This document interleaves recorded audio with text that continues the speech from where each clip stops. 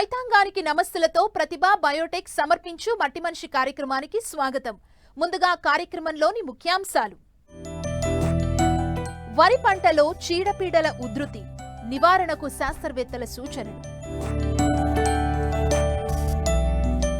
రైతులకు అందుబాటులో అధిక దిగుబడినిచ్చే జొన్న రకాలు జూన్ 15 నుంచి జూలై 15 వరకు విత్తుకోవచ్చంటున్న శాస్త్రవేత్తలు.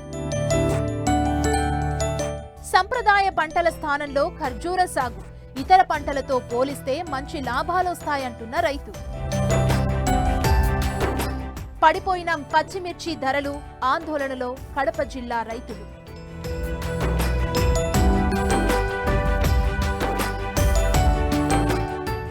ఈ ఏడాది రుతుపవనాలు సకాలంలోనే పలకరించాయి. అందుకు తగ్గట్టుగానే రైతులు వరి సాగును చేపట్టారు. ఇప్పటికే కొన్ని చోట్ల వరి నారు మల్లుపోయిగా అనేక ప్రాంతాల్లో ఇప్పుడిప్పుడే పోసుకుంటున్నారు. అయితే సన్న రకాలకు అధికంగా చీడపీడలు ఆశించే అవకాశం ఉంది. ముందస్తు చర్యలు తీసుకుంటే అధిక దిగుబడులను పొందేందుకు ఆస్కారం ఉంటుంది. ప్రస్తుతం వరిలో చేపట్టాల్సిన సస్యరక్షణ చర్యల గురించి తెలియజేస్తున్నారు Malyala KVK programme coordinator Malathi.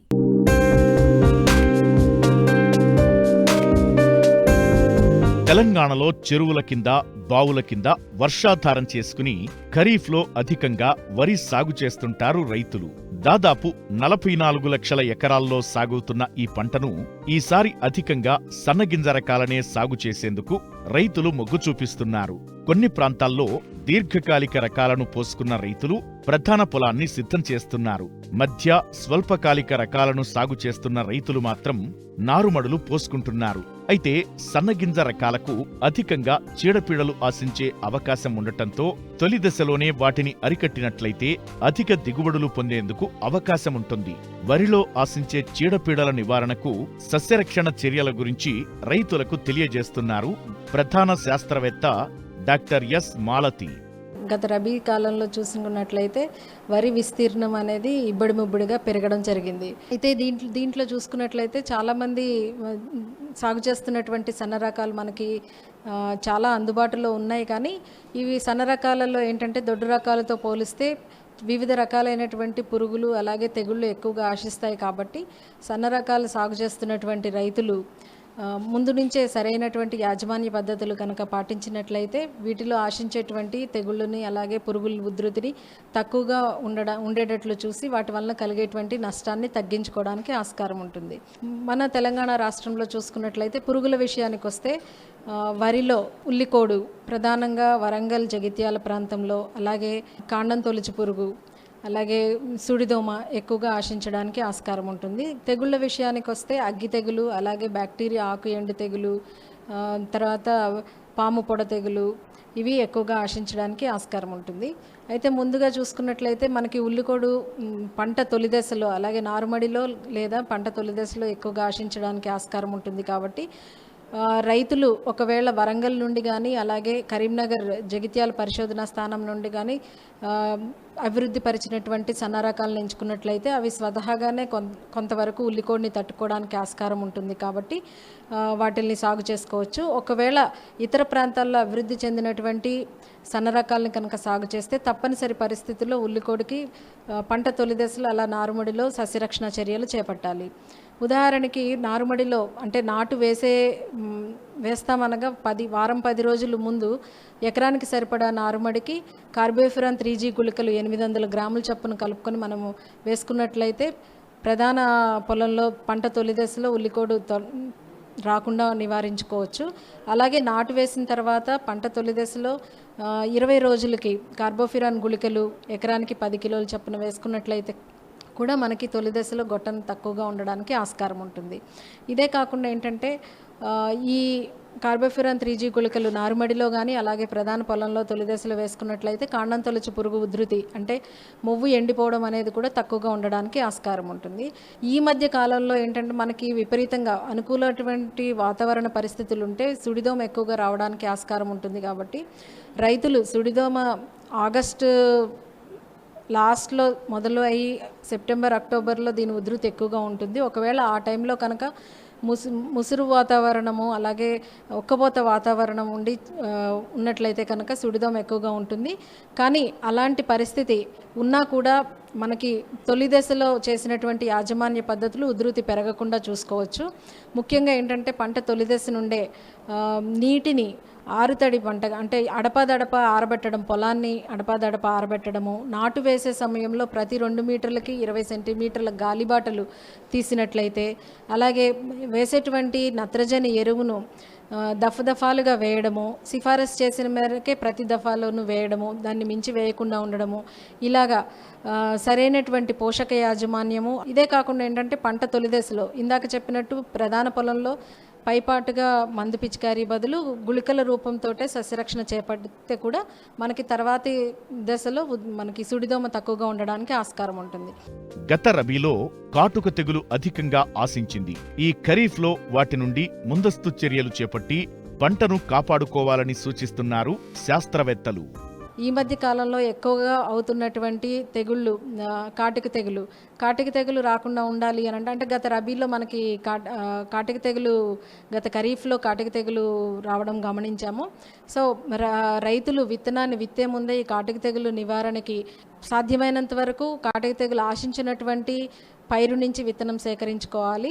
లేదా ఒకవేళ బయట నుంచి కానీ అలాగే ఇతరత్ర సోర్స్ నుంచి కానీ విత్తనం సమకూర్చుకుంటే కనుక కంపల్సరీ విత్తన శుద్ధి అనేది చేపట్టుకోవాలి. పొడి విత్తన శుద్ధి అయితే కిలో విత్తనానికి 1 గ్రామ్ చొప్పున కార్బండిజంతో కలుపుకొని తర్వాత విత్తుకోవాలి. అలాగే మండి కట్టే పద్ధతి అయితే 3 గ్రాములు చొప్పున మనము నీళ్ళల్లో కలిపి 1 లీటర్ నీటికి 3 గ్రాముల చొప్పున కలుపుకొని నానబెట్టి దాంట్లో వడ్లని నానబెట్టుకుని తర్వాత మండి కట్టుకొని మనం విత్తనం విత్తుకున్నట్లయితే ఈ విత్తనం ద్వారా సంక్రమించేటువంటి తెగుల్ని నివారించుకోవచ్చు. ఇదే కాకుండా అగ్గి తెగులు అలాగే పాము పొడ తెగులు ఇవి తక్కువగా ఉండడానికి సాధ్యమైనంత వరకు నత్రజని ఎరువుని సిఫారసు మేరకే దఫాలుగా వేసుకోవడము, అధిక మోతాదులో ఎట్టి పరిస్థితుల్లోనూ వాడకుండా ఉండడము. ఈ తెగుళ్ళు ఆశించడం మొదట గట్లమ్మట ఉన్నటువంటి కలుపు మొక్కల మీద వస్తాయి కాబట్టి గట్లని సాధ్యమైనంత వరకు శుభ్రంగా ఉంచుకోవడం, ఎప్పటికప్పుడు తెగుళ్ళని గమనిస్తూ ఆశించిన వెంటనే తగినటువంటి సిఫారసు చేసినటువంటి తెగులు మందులు పిచికారీ చేసుకున్నట్లయితే వీటి వలన కలిగేటువంటి నష్టం తగ్గించుకోవచ్చు. రైతాంగం గుర్తుంచుకోవాల్సింది ఏంటంటే సన్న రకాలు సాగు చేసుకునే రైతులు కంపల్సరీ ఈ పురుగుల్ని అలాగే వరి పంటను ఆశించేటువంటి పురుగుల్ని తెగుల్ని ఎప్పటికప్పుడు పొలాన్ని చూసుకుంటూ నిఘా ఉంచుతూ ఏ పురుగు ఆశించినా ఏ తెగులు ఆశించినా సరైనటువంటి సస్యరక్షణ చర్యలు చేపట్టినట్లయితే, సరైన యాజమాన్య పద్ధతులు పాటించినట్లయితే ఈ సన్న రకాల్లో కూడా దొడ్డు రకాలతో పోల్చినట్లుగానే అధిక దిగుబడులు పొందడానికి ఆస్కారం ఉంటుంది.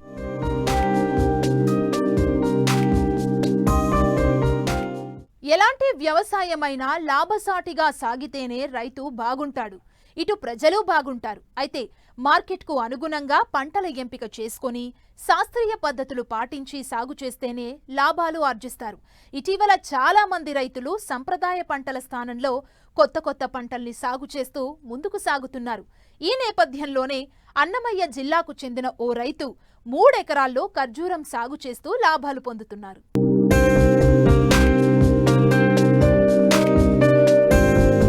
పండించే పంటలు రైతులకు లాభాలు తెచ్చిపెట్టాలి. తక్కువ పెట్టుబడి పెట్టి దీర్ఘకాలంగా ఎక్కువ లాభాలు పొందాలి. అప్పుడే వ్యవసాయం లాభసాటిగా మారుతుంది. రైతులు ఆర్థికంగా ఎదుగుతారు. ఈ సూత్రాన్నే కొందరు రైతులు పాటించి మంచి లాభాలను పొందుతున్నారు. అలా ఈ కోవలోకి వస్తారు అన్నమయ్య జిల్లా రాయచోటి మండలం కమ్మరిపల్లి గ్రామానికి చెందిన రైతు సురేందర్ రెడ్డి.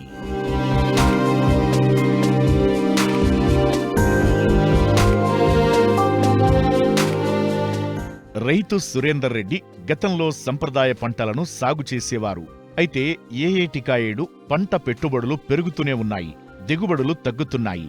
వచ్చిన దిగుబడులకు మార్కెట్లో సరైన మద్దతు ధర లభించకపోవడంతో పంటల సాగు మార్చాలనుకున్నారు. ఈ నేపథ్యంలోనే ఖర్జూర పంటను ఎంచుకున్నారు. తనకున్న 3 ఎకరాల్లో 6 ఏళ్ల క్రితం ఖర్జూర మొక్కలను నాటారు. గతేడాది మొదటి పంట దిగుబడులను తీశారు. ప్రస్తుతం 2వ పంట దిగుబడులను తీసేందుకు సిద్ధమవుతున్నారు. వచ్చిన పంటను స్థానికంగానే అమ్ముతూ మంచి లాభాలను ఆర్జిస్తున్నారు. ముందుండే పంటల్లో ఆదాయం లేకపోవడంతో కొత్త పంట ఎంచుకొని మేము ఇట్లా చేయడం జరిగింది. ఇప్పుడు ఈ ఖర్జూర పంటతో మంచి లాభాలు కూడా దిగుబడి వస్తుంది. మేము మొదట్లో ఈ ఖర్జూరపు చెట్లు సుమారు 200 చెట్లు వేసాము. ఈ 200 చెట్లు ఒక చెట్టు సుమారు 4,000 రూపాయలు పడింది. మొదట్లో ఖర్చు వస్తుంది. ఫస్ట్ ఏడాది చెట్లు పెంచడానికి డ్రిప్, భూములు ఇవంతా కూడా సుమారు ఎకరాకు 4 లక్షలు ఖర్చు వచ్చింది. తర్వాత ప్రతి ఏడాది మళ్ళీ ఖర్చు తగ్గుతూ వస్తుంది. ఇప్పుడు మేము 2 పంటలు దిగుబడి కూడా తీసాము. ప్రతి ఏడాదికి ఒకసారి పంట వస్తుంది. ఈ పంట సుమారు 50 నుంచి 60 సంవత్సరాల వరకు ఒకసారి మొక్క నాటితే 50 నుంచి 60 సంవత్సరాల వరకు పంట ఆదాయం తీసుకోవచ్చు. ప్రభుత్వం మనకు ఇట్లాంటి పంటలకు ప్రోత్సహిస్తే మరింత రైతులు ఆదాయం వచ్చే సోర్సెస్ ఎక్కువగా ఉంటాయి. డ్రిప్ ఏర్పాటు చేశాము. ప్రతిరోజు వాటికి నీరు అవసరం ఉంటుంది. తక్కువ నీరైనా సరిపోతుంది. మంచి ఆదాయం వస్తుంది. ప్రస్తుతం యువ రైతులందరూ కూడా ఇలాంటి పంటలు పెట్టి మంచి దిగుబడి తెచ్చేదానికి ఆస్కారాలు ఉంటాయి. వీటిని కూడా చూసి దీనిపై అవగాహన పెంచుకొని ఇలాంటి పంటలు పండించుకోవడానికి ముందుకు రావాలని ఆశిస్తున్నాం.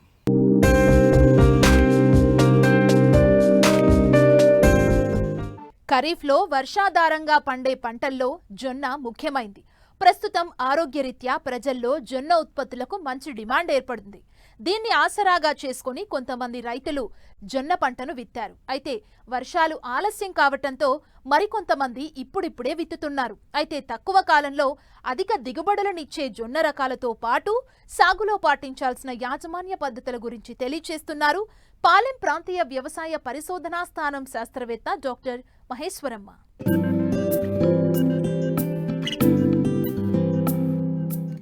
ఒకప్పుడు జొన్న సాగు అధిక విస్తీర్ణంలో సాగయ్యేది. రాను రాను వ్యవసాయంలో వ్యాపార దృక్పథం పెరగటం, తక్కువ దిగుబడుల వల్ల సాగు గిట్టుబాటు కాకపోవడం రైతులు జొన్న పంటకు దూరమవుతూ వచ్చారు. కానీ ప్రస్తుతం పరిస్థితులు మారాయి. జొన్న ఉత్పత్తులకు డిమాండ్ పెరగడం, ఎకరానికి 10 నుండి 15 క్వింటాళ్ల దిగుబడినిచ్చే అనేక రకాలు, హైబ్రిడ్లు రైతులకు అందుబాటులో ఉండటంతో ఈ పంట సాగులో నూతనోత్సాహం కనిపిస్తోంది. అంతేకాదు మార్కెట్లో జొన్న ధర కూడా బాగుండటంతో ఈ ఏడాది ఖరీఫ్ జొన్నను కొంతమంది విత్తారు. కానీ వర్షాలు ఆలస్యం కావడం వల్ల అక్కడక్కడ ఇప్పుడిప్పుడే విత్తుతున్నారు. జొన్నలో అధిక దిగుబడులు సాధించాలంటే రకాల ఎంపికతో పాటు మేలైన యాజమాన్యం చేపట్టాలని రైతులకు సూచిస్తున్నారు పాలెం ప్రాంతీయ వ్యవసాయ పరిశోధనా స్థానం శాస్త్రవేత్త డాక్టర్ మహేశ్వరమ్మ. మనం ఈ వానాకాలంలో జొన్నను సాగు చేసుకునేటప్పుడు మనము నేలల గురించి చూసుకోవాలి. దీనిలో ప్రధానంగా జొన్నను తేలిక నేలల్లో, బరువు నేలల్లో పండించవచ్చు. అయితే మనం పండించేటప్పుడు ఆ నేలలో మురుగునీరు పోవు సౌకర్యం ఉన్నట్లయితే బాగా ఉంటుంది. అలాగే నేలలు కూడా తటస్థ నేలలైతే మరీ మంచివి. అలాగే మనం పంట వేసేటప్పుడు మనము పొలాన్ని 2-3 సార్లు బాగా లోతుగా దున్నుకోవాలి. అలాగే మనము 3 నుండి 4 టన్నుల పశువుల ఎరువును 1 ఎకరాకు వేసుకోవాలి. అలాగే ఆఖరి దుక్కిలో మనకు 24 కిలోల నత్రజనిని, అలాగే 48 కిలోల మనకు భాస్వరాన్ని, 16 కిలోల పొటాషినిచ్చే ఎరువులను ఆఖరి దుక్కిలో వేసుకొని మనము బాగా దున్నుకోవాల్సి వస్తుంది. మనము 1 ఎకరానికి చూసుకున్నట్లయితే జొన్న 3 కిలోలు సరిపోతుంది. అయితే ఎందుచేతనైనా సరే ఋతుపవనాలు ఆలస్యమైన సందర్భంలో మనము విత్తన మోతాదును కొంచెం పెంచవలసి ఉంటుంది. అనగా మనకు 1 ఎకరానికి 4 కిలోల విత్తనం సరిపోతుంది. అలాగే విత్తనం వేసేటప్పుడు మనం తప్పనిసరిగా విత్తన శుద్ధి చేసుకోవాల్సి ఉంటుంది. దీనికి గాను మనము ఇమిడాక్లోపిడ్, గౌచో అని పిలుస్తాము. ఇది 7 మిల్లీలీటర్లు 1 కిలో విత్తనానికి పట్టించి విత్తన శుద్ధి చేసుకోవాలి. లేదా పొడి రూపక మందు మనకు థైరమ్ లేదా క్యాప్టన్ అనే మందులతో మనము విత్తన శుద్ధి చేసుకుని విత్తుకున్నట్లయితే మొదటి 30 రోజుల వరకు మన పంటను ఆశించి కీటకాలు ఈ పంటను ఆశించకుండా ఉంటాయి. అలాగే మనము పంట వేసేటప్పుడు ఒక వరుసకు మధ్య 45 సెంటీమీటర్లు, వరుసలో మొక్కల మధ్య 10 నుండి 15 సెంటీమీటర్లు ఎడం ఉండేలాగా విత్తుకోవాల్సి ఉంటుంది. వరుసల్లో విత్తుకున్నప్పుడు దాదాపుగా సుమారుగా 1 ఎకరానికి 68,000 నుండి 72,000 వరకు మొక్కలు వస్తాయి. మనం అలాగే విత్తుకునేటప్పుడు తప్పనిసరిగా మనము కలుపు మందును అట్రాజిన్ అనే పొడి రూపక మందును 600 గ్రాములు 200 లీటర్ల నీటిలో కలిపి 1 ఎకరానికి పిచికారీ చేసుకోవాలి. ఇది తప్పనిసరిగా 48 గంటల విత్తిన 48 గంటల లోపు మాత్రమే తడి నేలపై పిచికారీ చేసుకోవాల్సి ఉంటుంది. అలాగే మనము వానాకాలంలో సాగు చేసే రకాలను కనుక చూసినట్లయితే మనకు ప్రధానంగా రాష్ట్ర స్థాయిలో విడుదలైన పాలెం పచ్చజొన్న 1 ఇది దాదాపుగా మనకు 95 నుండి 105 రోజుల్లో పంట చేతికి వచ్చి మనకు దాదాపుగా తేలిక నేలల్లో అయితే 8 నుంచి 10 క్వింటాల ఒక ఎకరానికి దిగుబడిని ఇవ్వడమే కాకుండా మనకు ఎక్కువ ప్రోటీన్ శాతం కలిగి ఉండి అలాగే మనకు అధిక చొప్పను ఇస్తుంది. అలాగే మనకు దేశవ్యాప్తంగా రిలీజ్ అయిన తెలంగాణ జొన్న 1 CSV 41 అనే రకం కూడా మన వానాకాలానికి చాలా అనువైన రకము. అలాగే మనకు పాలమూరు జొన్న CSV 31, అలాగే పాలెం జొన్న PSV 512 ఇవన్నీ కూడా మనకు ప్రాంతీయ వ్యవసాయ పరిశోధన స్థానం పాలెమందు లభ్యతలో ఉన్నాయి. కాబట్టి ఇవన్నీ కూడా మనకు దాదాపుగా ఒక ఎకరానికి 12 నుండి 13 క్వింటాల గింజ దిగుబడిని అలాగే మనకు 20 నుండి 25 క్వింటాల చొప్ప దిగుబడిని ఒక ఎకరానికి ఇస్తాయి. జొన్నకు కీలక దశలో నీటి తడులను అందించాలి. ఆలస్యంగా విత్తిన పైరుల్లో తొలి దశలో మొవ్వు తొలుచు ఈగ, కాండం తొలుచు పురుగులు ఆశిస్తాయి. చివరి దశలో బూజు తెగుళ్లు ఆశించి పంటకు తీవ్ర నష్టం చేస్తాయి. సకాలంలో వీటిని గమనించి అరికట్టినట్లయితే నాణ్యమైన దిగుబడులను పొందవచ్చు. ఇకపోతే మనము ఈ పంటలో వచ్చే కీటకాలం గురించి చూసుకున్నట్లయితే మనకు ప్రధానంగా జొన్నను 2 రకాల కీటకాలు ఆశిస్తాయి. ఒకటి మొవ్వు చంపు ఈగ. ఇది పంట వేసినప్పటి నుంచి మొదటి 35 నుండి 45 రోజుల వరకు ఆశిస్తుంది. ఆశించిన గుర్తులు చూసినట్లయితే మనకు పంట ఏపుగా పెరగకపోవడం, అలాగే మనకు ఒక మొక్క చుట్టూ పిలకలు వేయడం గమనించవచ్చు. అలాగే మనకు పంట వేసిన తర్వాత మనకు ఒక 10 రోజుల తర్వాత మనకు ఆకుల వెనక వైపు చూసినట్లయితే తెల్లని ల్యాడర్ షేప్ గుర్తులు కనిపిస్తాయి. ఇవన్నీ కూడా మనకు మొవ్వు చంపు ఈగ ఆశించిందని గుర్తులు. సో ఇది మనం గమనించిన వెంటనే తప్పకుండా మనము సైపర్మెత్రిన్ అనే మందుతో మనము 1 లీటర్కి 3 మిల్లీలీటర్లు కలిపి పిచికారీ చేసుకోవాల్సి ఉంటుంది. తర్వాత మన జొన్న పంటను 45 రోజుల నుంచి పంట కోసే వరకు కాండం తొలుచు పురుగు ఆశిస్తుంది. దీని నివారణకు మనము కార్బోఫ్యూరాన్ 3G అనే గుళికలను కాండపు సుడులు ఏర్పడిన తర్వాత అనగా పంట వేసిన 45 రోజుల తర్వాత ఒక ఎకరానికి 4 నుండి 5 కిలోలు కాండపు సుడుల్లో పడేలాగా వేసుకుంటే ఈ కాండపు తొలుచు పురుగు అనేది కాండపు సుడుల్లో ఉంటుంది కాబట్టి అది చనిపోతుంది. అలాగే ఇంకో ముఖ్య విషయం ఏంటంటే ఇక్కడ మనం పంట వేసిన తర్వాత 35 నుండి 45 రోజుల మధ్య మరి ఒక 30 కిలోల యూరియాను మన పంటకు అందజేయవలసి ఉంటుంది. ఒకవేళ కనుక మనకు బెట్ట పరిస్థితులు ఏర్పడినప్పుడు పంటలో కీలక దశలు అనేటివి ఉంటాయి. అనగా పుష్పించే దశ, గింజ పట్టే దశ, గింజ నిండే దశ. ఈ 3 దశల్లో ఒకవేళ కనుక మనకు నీటి లభ్యత ఉన్నట్టయితే తప్పకుండా 1-2 నీటి తడులు ఇచ్చుకోవాల్సి ఉంటుంది. వానాకాలంలో సాగు చేసే జొన్న పంటను ప్రధానంగా గింజ బూజులు తెగులు ఆశించే అవకాశం ఉంటుంది. ఇది ఏంటంటే మనకు ఎడతెరిపి లేకుండా వర్షాలు గింజ పక్వ దశకు చేరుకున్నప్పుడు కనుక వచ్చినట్లయితే మనకు ఈ గింజ బూజు తెగులు ఆశించే ఆస్కారం ఉంటుంది. కాబట్టి మనము ఒకవేళ అలాంటి పరిస్థితులు ఏర్పడినప్పుడు ప్రాపికొనజోల్ అనే మందును 1 మిల్లీలీటర్ 1 లీటర్ నీటికి కలిపి మనము ఒక 2-3 రోజులు వాన పడిన తర్వాత మన పంట కంకుల మీద పిచికారీ చేసుకోవచ్చు. అలాగే మనకు నల్ల కాండం కుళ్ళు అనే తెగులు కూడా ఆశించే అవకాశం ఉంటుంది. కాబట్టి దీనికి లక్షణాలు చూసినట్లయితే మనకు కాండము డొల్లగా మారి విరిగి పడిపోతుంది. సో దీనికి గాను మనము పంట బెట్ట పరిస్థితుల్లో అనగా కీలక దశల్లో బెట్ట ఏర్పడకుండా చూసుకోవాలి. అలాగే మనకు ఈ తెగులను తట్టుకునే రకాలను మనము విత్తుకోవాల్సి ఉంటుంది.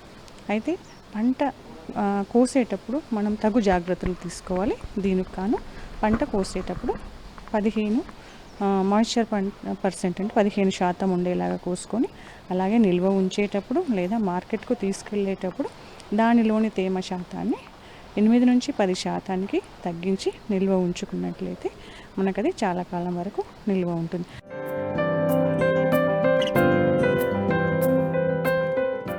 ఆరుగాలం కష్టపడ్డారు, అప్పులు తెచ్చి పెట్టుబడులు పెట్టారు. పంట చేతికొస్తే చాలు ఈసారైనా కష్టాలు తీరుతాయని ఆశ పెంచుకున్నారు. ఆ క్షణం కోసమే ఎదురు చూశారు. కానీ సీన్ రివర్స్ అయింది. పంట దండిగానే పండింది. మార్కెట్ విషయానికి వచ్చేసరికి బోల్తా పడింది. ధర పూర్తిగా డీలా పడింది. కోలుకోలేనంతగా కడప జిల్లా పచ్చిమిర్చి రైతులు నష్టపోతున్నారు.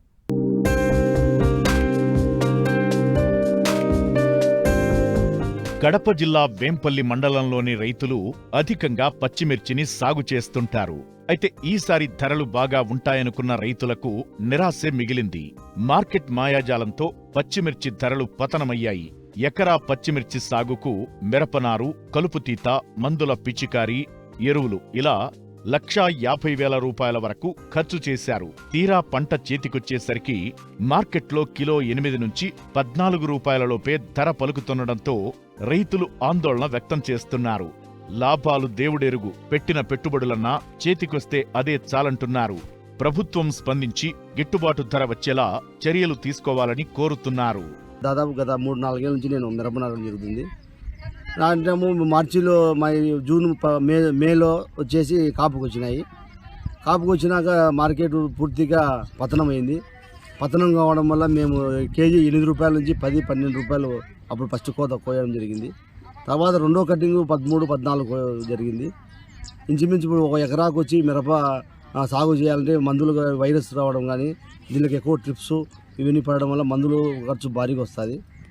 మేము ఎకరాకు ₹1.5 లక్ష ఖర్చు పెట్టినా రైతులు కనీసం కూలీలకు తప్పితే లెక్క రైతులకు ₹1 రావడం లేదు. దాదాపు 8 నుంచి 9 లక్షలు నేను ఖర్చు పెడితే ఈరోజు మళ్ళీ ఆ మందులకు ఆ లేబర్కు సరిపోతుంది. రైతుల పరిస్థితి అయితే ఈ రేట్లు పతనం కావడం వల్ల ప్రతి ఒక్క రైతు నష్టపోవడం జరిగింది. ఒక మనిషికి ₹300 మధ్యాహ్నం దాకా ₹300 ఇవ్వడం జరుగుతుంది. వారి వాళ్ళు కోయడం కూడా 30 కేజీలు 35 కేజీలకు వస్తున్నారు. ఈ నుంచి మేము ₹13-14 అమ్మితే లేబర్కు దాని ట్రాన్స్పోర్ట్ ఖర్చు సరిపోతుంది. అక్కడ మార్కెట్లో 25 అట్లా అమ్మితే ఇక్కడ మా దగ్గర ₹14-15 కొనడం జరుగుతుంది. ఇంకా అక్కడ మాత్రం ₹30 25 పోతున్నాయి. కానీ మాకైతే ఇక్కడ వచ్చి కాయ సైజు బాగలేదు, ఇది మాగింది అది అని చెప్పడంతో మేము మార్కెట్లోకి పోయి అమ్ముకోవాలంటే రైతులకు అవకాశం లేదు కాబట్టి వాళ్ళు ఏది చెప్తే అంత ఇవ్వడం జరుగుతుంది. దానివల్ల రైతులకు ఈ సంవత్సరం పూర్తిగా నష్టపోవడం జరిగింది. కనీసం పెట్టుబడులు ₹1,50,000 ఒక ఎకరాకు ₹1,50,000 పెట్టుబడులు పెడితే ₹50,000 కూడా రావడం లేదు. పూర్తిగా ఈ కూలీలకు గిడ్డి తీసిన దానికి మామూలుగా గిడ్డి ఉంటుంది, ఆ గిడ్డి తీయడానికి దానికి సరిపోయింది. ఇప్పటికి 6 ఎకరాలకు నేను 8 లక్షలు ఖర్చు పెడితే 8 లక్షలు నాకు ఇప్పటికి రావలేదు. పూర్తిగా రైతులు దీనివల్ల ఈ రేటు పతనం కావడం వల్ల పూర్తిగా నష్టపోవడం జరిగింది.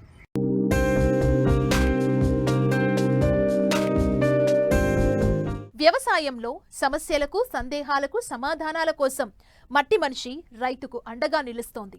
మీరు సంప్రదించవలసిన చిరునామా మట్టి మనిషి 10 TV, road number 36, Jubilee hills, Hyderabad 500033. మా ఫోన్ నంబర్ 040301088918611. మరిన్ని ఆసక్తికరమైన విశేషాలతో ప్రతిభ బయోటెక్ సమర్పించు మట్టి మనిషి కార్యక్రమంలో మళ్ళీ కలుసుకుందాం. అంతవరకు సెలవు, నమస్తే.